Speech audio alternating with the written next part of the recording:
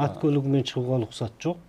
Мұнда келгенде алып келе жатқан ат көлігіне тағы да жаңағы толыққанды атына түсіріп номерін беру деген рұқсат тағы жоқ.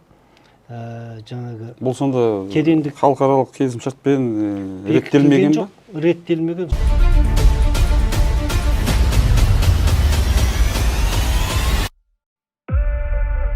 Ассалаумағалейкум әлеумет.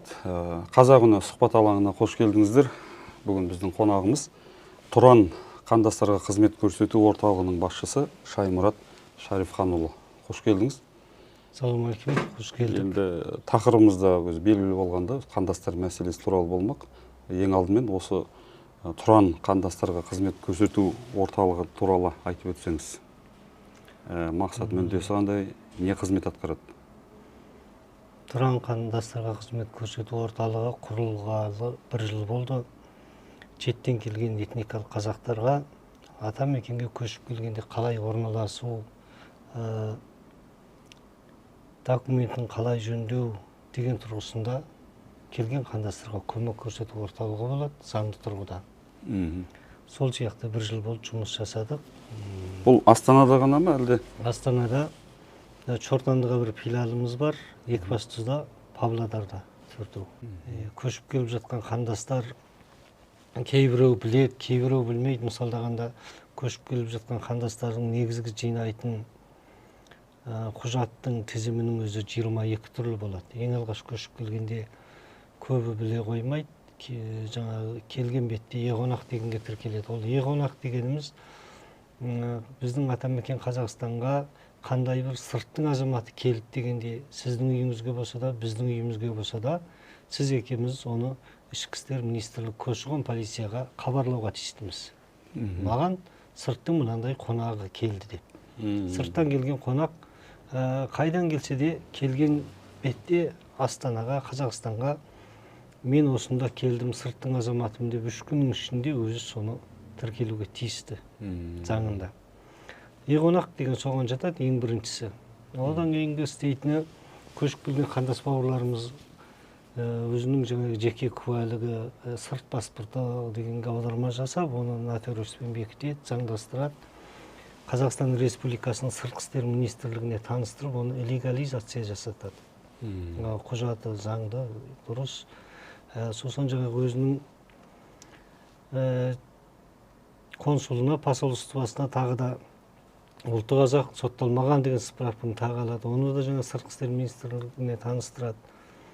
Неге соншалықты көп? 22 құжат деген масқара ғой. Онан жаңағы паспортына аударма жасап болғаннан кейін бізге сенімхат береді, ол арқылы иін тапсырады. Иін тапсырып иін алғаннан кейін анализ тапсырады. Сол жаңағы анализін тапсырып иінін алып, одан жаңа сыртқы істер министрлігіне бүткіл құжатын заңды қылып болғаннан кейін барып көші-қон полициясына ықтияр хатқа құжат тапсыруға барады. Сол жерден тапсырады. Көші-қон полициясында ол 45 қонақ қаралады.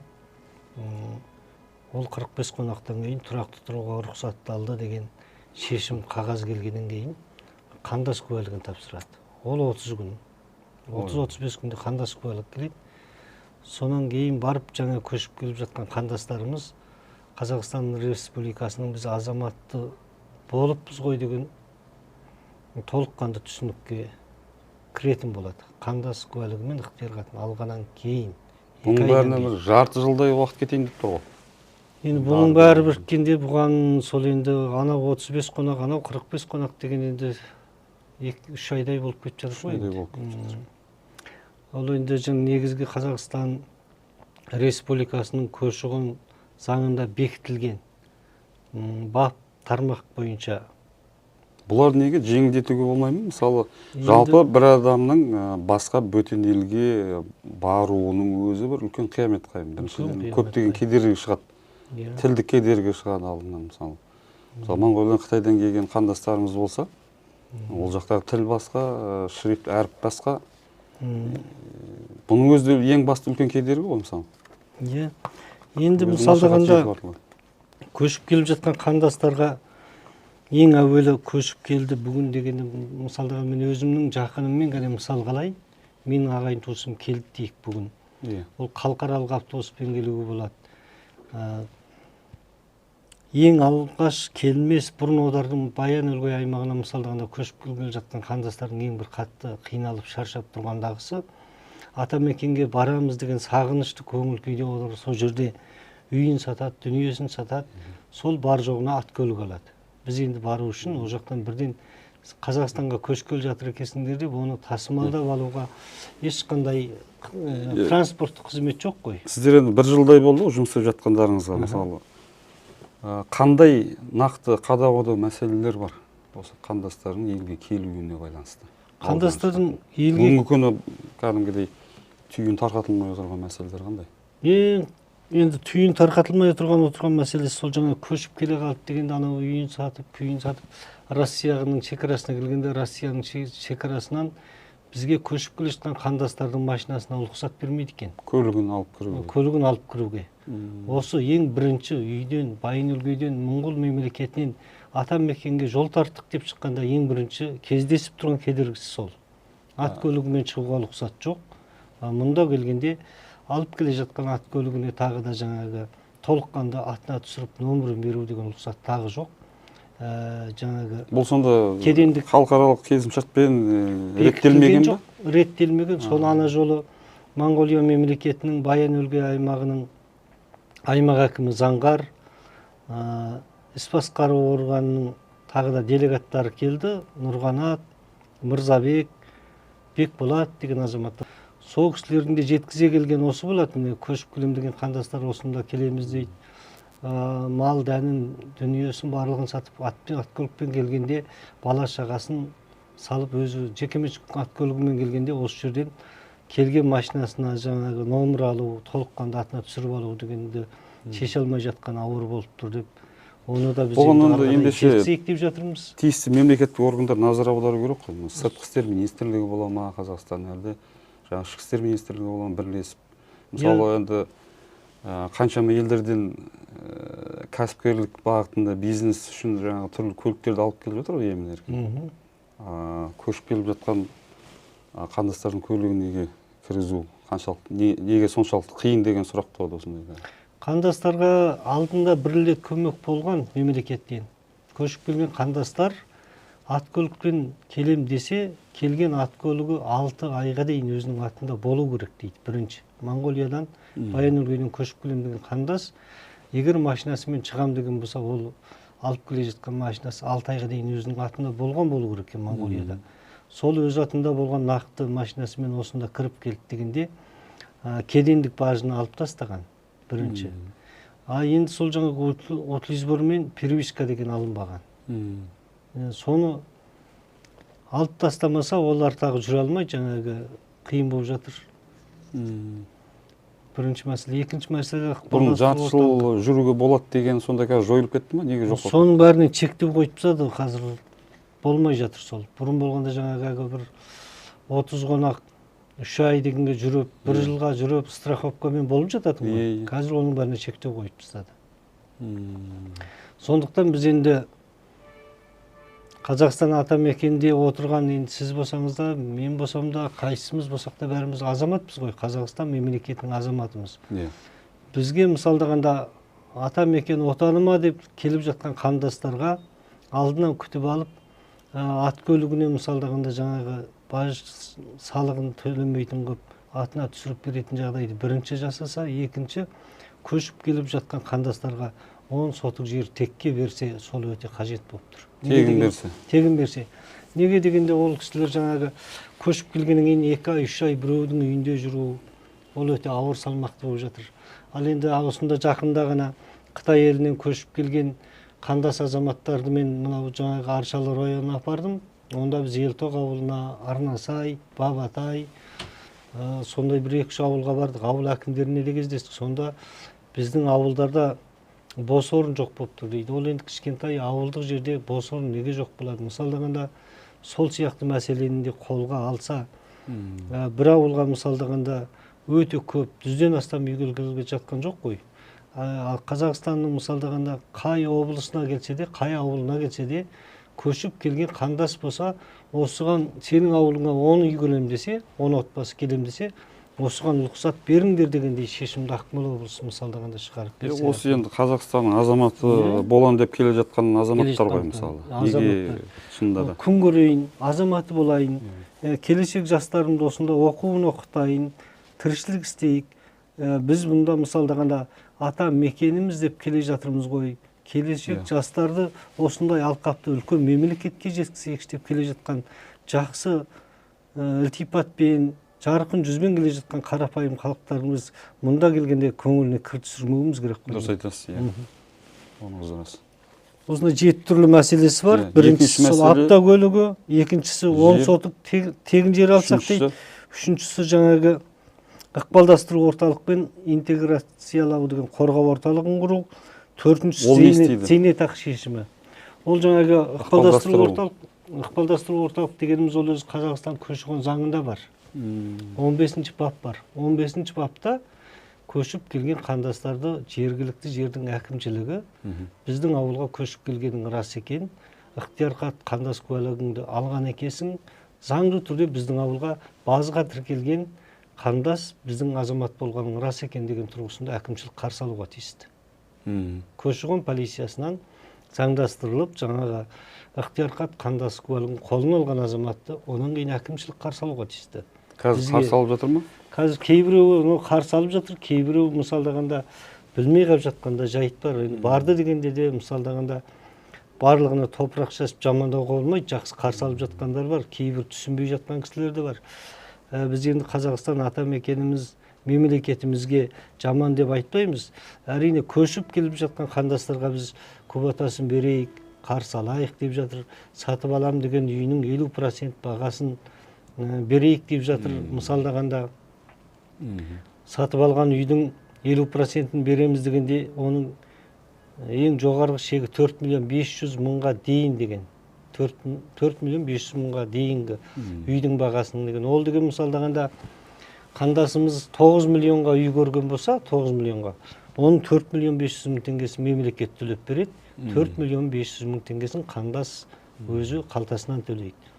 Сол сияқты онан жоғарғыны болғанда төлеп бере алмайды. 20 миллион болса да сол, 30 миллион болса да сол, мемлекеттің төлеп беретін қандасқа деген үй сатып алу тұрғыда бергеліп тұрған сертификат құны болғанда 4 миллион 500 мың ғана. Мысалдағанда одан жаңағы 8 миллион болса 4 миллион болады, 6 миллионға бағалап тұрса 3 миллион береді, 4 миллионға бағалап тұрса 2 миллионға береді. Оны жергілікті жердің әкімшілігінен барады, алам деген үйін көреді, ол кісілер тағы бағалау жасайды. Осындай. Төртінші мәселе? Төртінші мәселе зейнетақы шешімі. Зейнетақыға мысалдағанда мына Байын-өлгейден, басқа мемлекеттерден, Қытайдан, Түркиядан келді дегенде, Өзбекстан, Қырғызстаннан келді дегенде, мысалдағанда бір 5 жыл қалғаны бар. 55 жаста мысалы, мұғалім болып жұмыс істеп тұр 55 жаста. Ал енді сол 55 жастағы кісілер мұнда көшіп келді дегенде, алдында сол жұмыстаған еңбек ақысын Қазақстан есептеп бере ме жоқ па, қалай болады деп осы мәселе шешілмей жатыр. Енді бұны ертең тағы да біз еңбек және әлеуметтік қамсыздандыру көші-қон министрлігі маманы шақырып қойған ертең мені. Сонда барғанда осы мәселенің бәрін айтам. Зейнетақысын болғанда Моңғолияныкін ана жолы өзіміздің президентіміз барған Моңғолияға, Қасым-Жомарт Тоқаев президентіміз барғанда, сонда осы мына зейнетақы мәселесін шешіп беруге тағы келісім шарт сөйлесілген. Оның шешімі февралдың аяғында келеді деген. Біз аны өткенде бір барғанда әлі түсе қойған жоқ деді. Енді осыны ертеңнен бастап тағы да анықтауға кірісеміз. Зейнетақы дегенге тағы назардары ерекше бөлініп жатыр. Бесіншісі? Бесіншісі мынау көшіп келген қандастарға қандай бір орталыққа жұмысқа барған сәтте орысша қатынас көрсететін теріс қақпа тағы бар. Мысалдағанда олар орысша білмейді ғой. Қазақша жазу жақсы біледі. Сосын жаңағы орысша оған сөйлеп, сен неге бүйтесің, сен неге сөйтесің дегендей. Мысалдағанда орысша шектеу болғанда бұқпалық тағы пайда болады. Сондықтан біздің өзіміздің мемлекетіміздің тілі қазақ тілі болғандықтан шеттен келген жаңағы Европадан келсе де, Азиядан келсе де, Қытайдан келсе де, Өзбекстаннан келсе де ондай бір сырттан келген этникалық қазақ ағайындарға бөтен тілде қызмет көрсетуге болмайды. Сосын алтыншыда көшіп келген қандастар тағы да жаңағы ықтияр хат қандас куәлігін қолына алғаннан кейін қоғамдық жұмысқа орналасуға заңды. Жұмысқа орналаса алмайды екенбіз, біз сырттан келдік, бізді кім жұмысқа алады, жұмысқа қалай орналасамыз деген уайым болуға болмайды. Неге дегенде Қазақстан көші-қон заңына бекітілген, көшіп келген қандай бір қандас бауырларымыз мемлекеттік қоғамдық жұмысына орналасам деген ойда болса, онда жаңағы қандас куәлік ықтияр қабат қолында тұрған азаматтар әрбір жаңағы өзінің көшіп келген әкімшілігіне барады да, мансап орталығына біз көшіп келгенбіз, қандас куәлігіміз мынау, ықтияр хатымыз мынау, осы жаңағы жұмыспен қамту заңы бойынша 98-ші бапта көрсеткен екен, қандастардың ықтияр хат, қандас куәлігі бар болса 98-ші бап бойынша қоғамдық жұмысқа орналастырады екен. Сол арқылы біз жұмыссызбыз деп тіркеуге тұрайық деп өтінішін айтады. Сосын жаңа ол кісінің өтінішін қабылдап алады, жұмыссыздық тіркеуге тіркейді. 4 күнде оның жаңағы тауысып келген қандай мамандығы бар, сол бойынша қарап көреді, 4 күннен кейін ол кісіні шақырады. Сосын жаңағы істеймін деген мамандығы бойынша ол кісімен келісім шарт жасайды, еңбек шарты. Келісім шарт, еңбек шарт 1 жыл. Сол сияқты жұмысқа орналасудың да енді ауыр емес, жеңіл түрі бар. Қазақстан жасап қойған мемлекетіміздің көшіп келген қандастарға осы 98-ші бап бойынша. Бұны баяғы білмегендіктен ғана қандас куәлік ықтияр хатын алып алса да жұмыста болмай кейбір қандастарымыз шаршап қалып жатады. Біздің мына Тұранның құрылғанының ең бір негізгісі осы. Көбінде жаңағы көшіп келіп жатқан қандас бауырларымыздың заңи тұрғыда өзінің құқы қалай қорғалушы еді, қандай еңбек істеуші еді, біз қандай жетістікке жетуші еді дегенді білмей тұрған қандас бауырларымызға нұсқау көрсету тұрғысында құрылған. Бұрын болғанда мынау келген қандастарға әрине өте қымбат қызметтік құн алып та шаршаған кісілер көп болған. Енді мысалдағанда бір адам дегенде 300 деген, 400 деген, қазірдің өзінде Алматыда мысалдағанда мына Астанада құрылған сияқты осындай қоғамдық топтар тек Тұран емес, тағы басқалар да бар енді. Сонда енді орталық Алматыда мысалдағанда осы сияқты заңды түрде қызмет көрсетіп жатқан көп кездесе бермейді екен. Алматыдан жаңағы 1 жыл болды, ала алмадық, бейттік сөйттік деп бізге келіп жатқандар бар. Тәуелі 400-500 мың теңге төлейсің деп айтқан деп бір адам бар. Онда бизнеске айналдырып жүрген бар. Бизнеске айналдырып. Енді бізде болғанда өткен жылы сол осыны сөйлесіп отырып, енді біз мәжіліс депутаттарына да таныстырдық. Халыққа қызмет көрсету орталығы, көші-қон миграциясы деген бәріне таныстырып көрсетіп, осындай істейік дегенбіз деп. Сонымен Тұран қоғамдық қандастарға қызмет көрсету орталығы деп бекітілгенімізге сай жаңа қандастардың бұрынғы бір алдап ақшасын алып қашып кеткен, не болмаса өте бір қымбатқа ұрындырғандардан қорғанып, жеңіл түрде осындай қызмет көрсететін орталық ашылғанына қолдарын жеткізіп жатқан жайы тағы бар. Бізде сол жаңағы қызметтік құн деген өте аз аламыз, көбінде сол мемлекетке төлейтін ақшасын төлейді. Сенімхат арқылы біз жаңа қызметтік құн дегенді шамалы түрде ғана алғаннан кейін солар жаңағы анда барам, мұнда барам деп шаршамайды. Олар жаңағы тек ең алғашқы ең алғанмен анализ тапсырған мөлшерде ғана 2 күн ғана біздің қасымызда болады. Ал басқа жағдайда жаңағы консулдан қағаз алу, сыртқы істерден қағаз алу, анализін алу, не болмаса осыдан мысалдағанда 100 шақырым дейміз бе ең арғы шегі, 50 шақырым, 30 шақырым деген сияқты ауылдық жерге біз өзіміз апарып тапсырып, ол ары бері жүрген жаңағы артық ырыс-құттың бәрін сол жаңағы біз қызметтік құн деп алғанның ішіне сыйсады. Шығыны соған кетеді. Бізде өзімізге жеке басымызға деген ешқандай артық төлем алмаймыз. Сіздер туралы бәрі біле ме? Қалай табады? Біледі, жақсы. Қай жерде? Әлеуметтік желіде барсыздар ма? Әлемдік желіде бармыз. Facebook, Instagram, WhatsApp дейді, өзіміздің Тұран арқылы WhatsApp бар. Бүкіл әлем бойынша. Қазір Түркиядағы елдер, Россиядағы елдер, Қытайдағы елдер, Монғолиядағы елдер деген бізбен қатынасып отырады. Енді Сосын кейін жетіншісі, түсіп отырған жетінші мәселе. Жетінші мәселесі болғанда 400 айлық есептік көрсеткіш грант деген бар. Бұл тағы да жаңағы мен айтқандай анау көшіп келген қандас бауырлымыз ықтияр хатпен қандас куәлігін алып алғаннан кейін жергілікті жердің біздің мемлекетімізде Қазақстан Республикасы бойынша мынау 400 айлық есептік көрсеткіш деген кәсіпкерлердің грантысы бар. Оған біздің азаматтар өздері де қатысады, мына сияқты қандас бауырларымыз да қатысады. Келіп жатқан қандас бауырлар мысалдағанда жұмысқа орналаса алмады дегенде де қандас куәлігі мен ықтияр хатын алған болса, онда өзінің қандай бір кәсіптікпен жетістігі бар. Сол арқылы мысалдағанда мен осындай кәсіп ашайын деп едім, бұрын осындай кәсіп жасап келгем, мысалдағанда өнер саласында болдым дейме, не болмаса тағы бір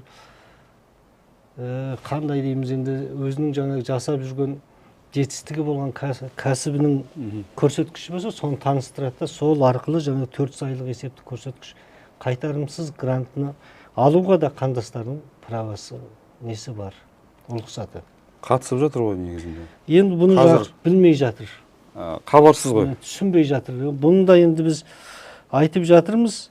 Мен өзім болғанда сол осы биыл Баян-Өлгейден 20 отбасын аламыз дегем, соған ана жолы 8 отбасы келген, 2 отбасы сол мына балалар сабақтан тарағаннан кейін көшейік дегенмен күтіп жатыр. Мектеп бітіргеннен кейін келейік, сосын осында орналасайық дейді.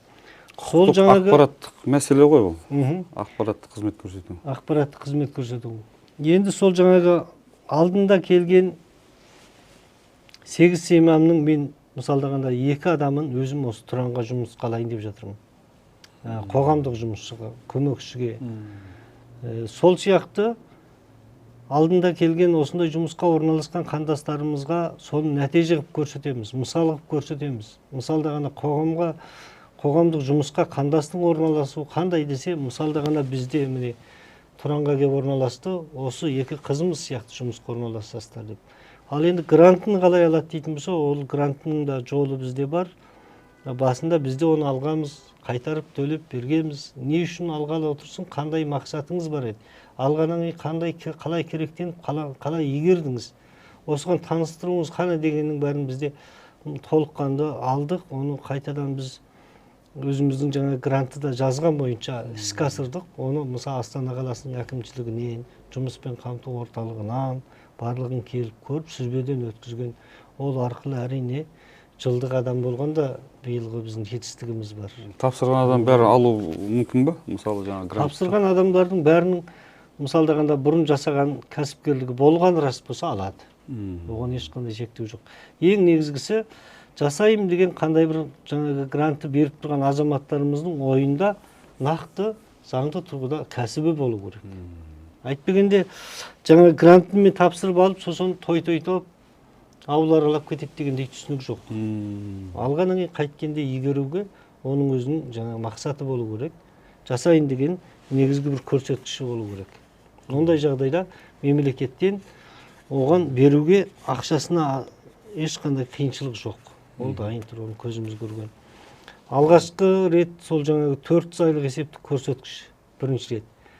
Ол қайтарымсыз грант дейді. Оны алады, ол 1.500.000 теңге. Екіншісі 5 миллион теңге тағы қайтарымсыз грант. Енді қазір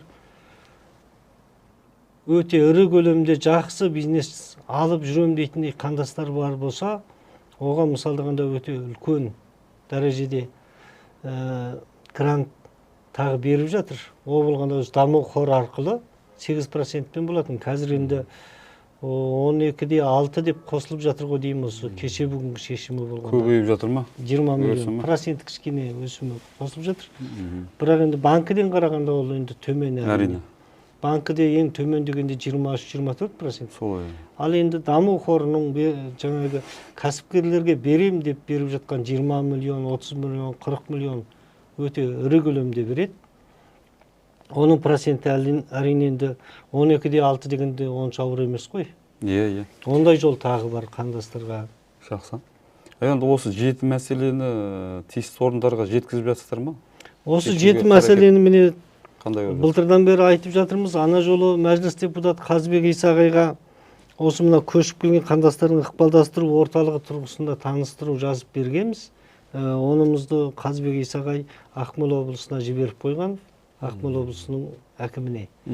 Енді оның ертең енді сол жаңа мен ертең келіп жолығып кетіңіз, сіздің жазған хатыңыз бізге келіп түсті деп еңбек және әлеуметтік көші-қон маманы маған звондады. Ертең мен сонда кездесуде болам. Сонда оның қандай шешім шықты дегенге танысамыз. Арқадай сосын мына жаңамен айтып отырған бәрін қолға алу керек.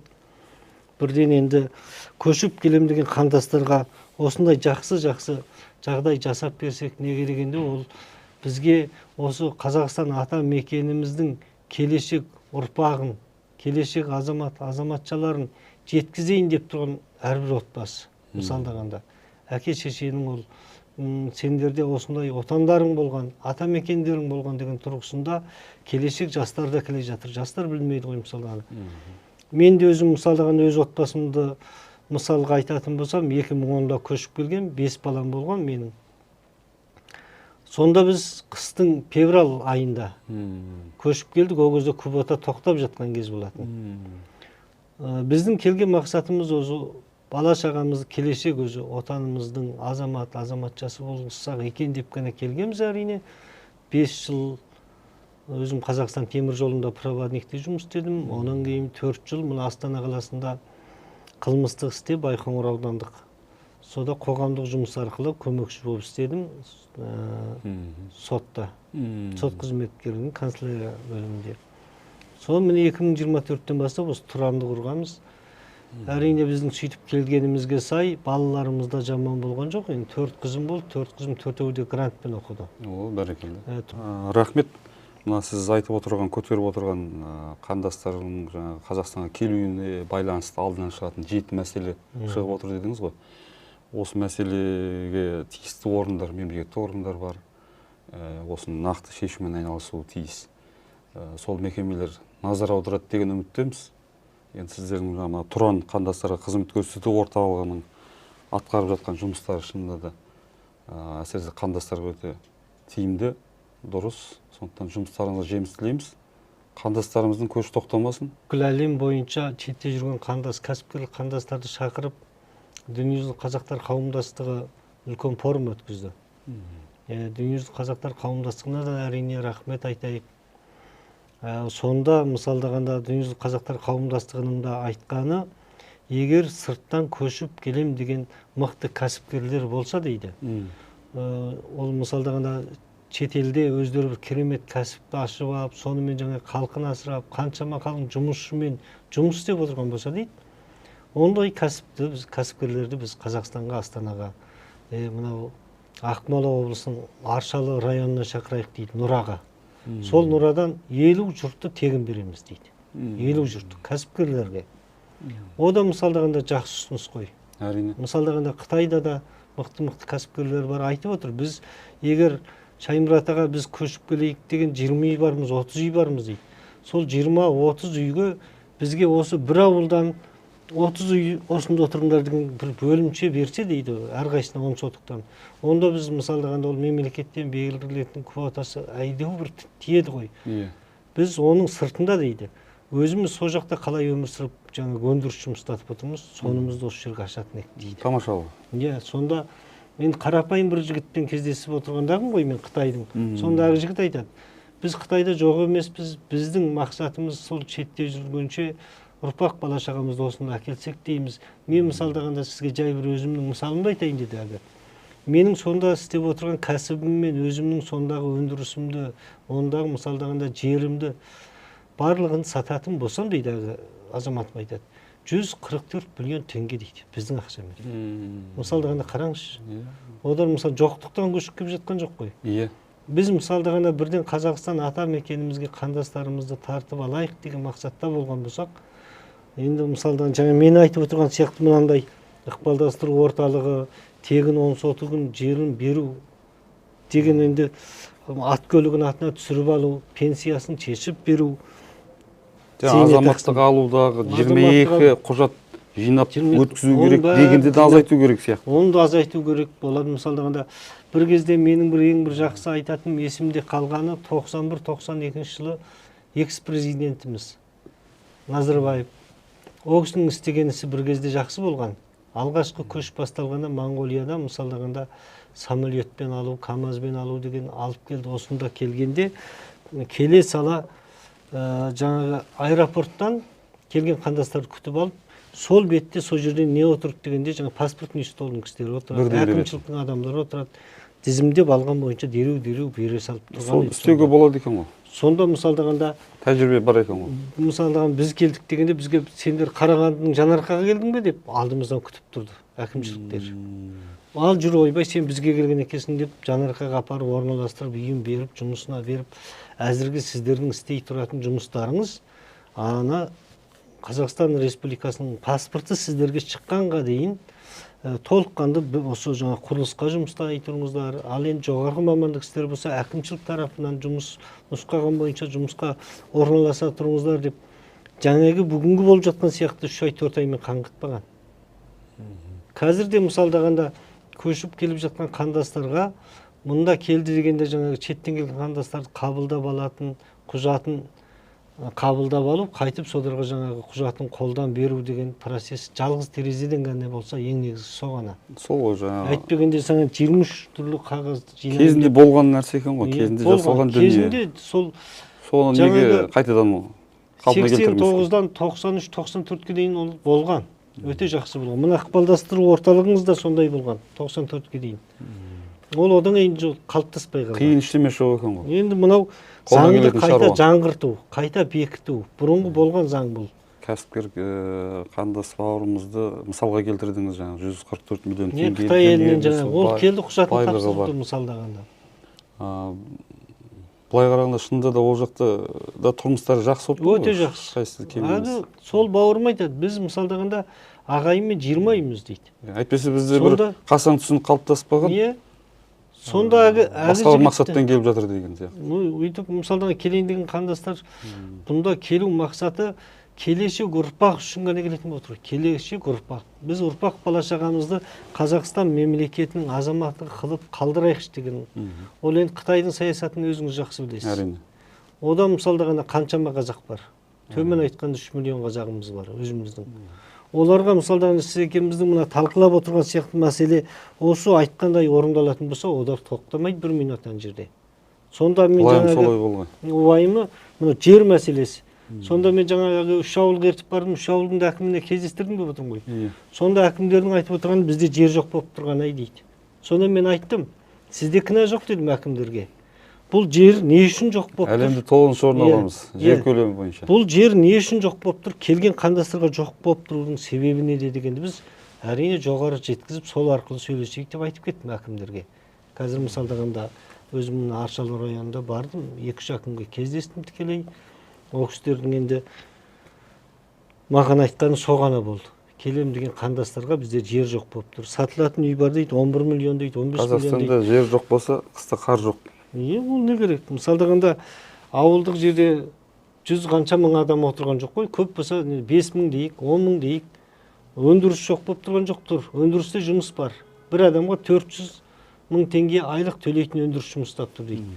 Онда мысалдағанда Қытайдан келген біздің бір ағайындарымыз ашыпты. Кірпіш заводы екен, бетон заводы екен. Тамаша ғой. Енді сонда Қытайдан келген ағайындар айтады, 20 сотық жер берсінші бізге дейді. Біз өзіміз соған жаңағы тіршілік етіп, малымызды жайып, оның сыртында Сомаңайға жүгерегейік дейді. Жүгерегейік, онда мысалдағанда ол кәсібін ашып, өзі еңбек жасап, шыдап тұрғандықтан ол біздің мемлекетке зиян емес қой. Істеп тұрған кәсіп бойынша налогын төлейді. Оның сыртында өзі ашты дегенде сізді жұмысқа алады, қызымызды жұмысқа алады. Ол мемлекетке жұмыссызбын деп қарап отыратын кісінің сана заяды ғой. Өндірісті дамытып жатыр. Иә, дамыс болып жатыр. Экономикаға үлесін қосып жатыр. Иә. Мысалдағанда біз Қазақстан мемлекетімізде мемлекетті біз жаман деп айтпаймыз. Әлем бойынша біздің мемлекетіміз ең бай мемлекет деп айтуға болады. Бізде іске қосылмай жатқан не дегенде бізде өндіріс, жеке кәсіпкерлік, шағын өндіріс деген жоқ. Жоқ емес, бар, шектеу көп. Мысалдағанда мен өзім болып ертең, мен мына жерге бір мына әйелім бала шағамызбен өзіміз отбасымыз атынан ең бер жағы мысалдағанда мына машинаның доңғалағын алып салып тұратын ғана шағын ақша десем, сонда соған әкімшілік рұқсат бермей жатады. Елімізге келіп жатқан қандастардың басты бәрімізден артықшылығы да сол ғой, кәсіпке икемділігі. Кәсіп өте мықты. Мына Байнөлгейден де жаңағы келген сонда өмір сүріп жатқан азаматтар, енді бізден мына Қазақстаннан өткен жылы мен өзім тағы да 7 адамды спонсорлық жасап алып бардым Байнөлгейге, Россия, Монғолияға. 15 күн сонда жатты. Онда мысалдағанда біздің қауымдастықтың адамдары, енді солтүстікке мен көшіп келгендерді қарсы алып өзім қызмет жасайын деп отырған Бурахан деген бауырымыз бар, анау үлкен сақалды. Солтүстікте. Соны ертіп бардым, Қарлығаш тәтейді ертіп бардым қауымдастықтың. Сонда сол жаңағы тағы да азаматтар болды. Мына Анас Ақатұлының көмекшісі болды, парламент мәжіліс депутаты Нұртас деген жігіт. Сол кісілерді мен өзім спонсор жасап, өзім ертіп бардым. Байнөлгейде қазақтардың тіршілігі қандай, көрсетуге, ұлттық салт сананы қалай ұстайды деген тұрғысында.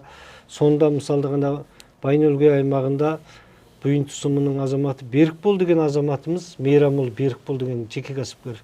Сол жерде бүркіт салу деген қандай болады, ат қосу деген қандай болады дегенді көрсетті. Менде мына телефонда әлі сақтаулы.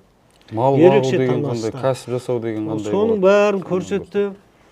Сонда соны барған, өзіміздің Қазақстаннан барған делегаттарымыз да қатты разы болды. Тамаша болды. Одан Россияға келдік. Россияға келгенде Қосағаш районында, Қосағашта 20 мың қазақ тұрады. Горный Алтайдың Қосағаш районында. Тек қазақтардан Монғолияға шекаралас. Ресейдің жаңағы Алтайский крайдың Қосағаш районы. Қосағаш районының Қосағаш деген ауылы бар. Сол ауылда мысалы 20 мың қазақ тұрады екен. Олар қалай тұрады екен? Олардың да жағдайы жақсы, бірақ та ол шеткері жер болғаннан кейін онда да мысалдағанда ерекше қалың өндіріс жоқ. Шамалы түрде шағын баяғы тіршілік бар. Ол Қосағаш районының да әкімін жақсы танимын, ауыл әкімін де жақсы танимын. Қосағаш ауылы ана жол келіп кетті Астанаға. Күтіп алдық. Біз осы мына дүниежүзілік қазақтар қауымдастықтың төраға орынбасары Жанибек деген азамат болды. Ол кісі де мықты жұмыс істейді.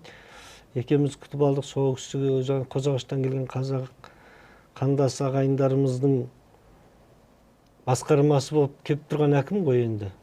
Сол кісіге де біз толыққанды аралатып көрсетіп қоя бердік. Ол кісілер де сұрап отыр, қандай өзгеріс болып жатыр, енді келейік дегеніміз деп. Қар кетіп, қыс кеткеннен кейін әрине.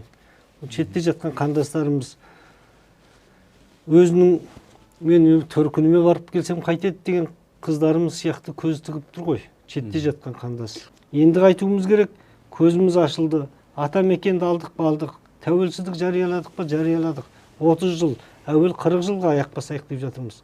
Енді мынандай мүмкіндік өзімізде тұрғанда осы айтып отырған бір жеті мәселе біздің мемлекет үшін мәселе емес қой. Осындайды шешіп біз қандастарымыз тартып алуға жағдай жасауымыз керек мысалдағанда. Енді 91-92-де алғаш көш болған болса, енді екінші дүркін ұлы көшті бастау керек болады. Дұрыс айтасыз. Отан болғандықтан. Жақсы? Жақсы, енді сізге кішкене соңында өзімнің ұлтжандылығымның енді кішкене қандастар мәселесін жеткіздіңіз. Қандастарға келген кезде қазақтың құшағы ешқашан тарылмасын. Иә, әрине. Рахмет әңгімеңізге. Келесі кездескенше аман сау болыңыздар.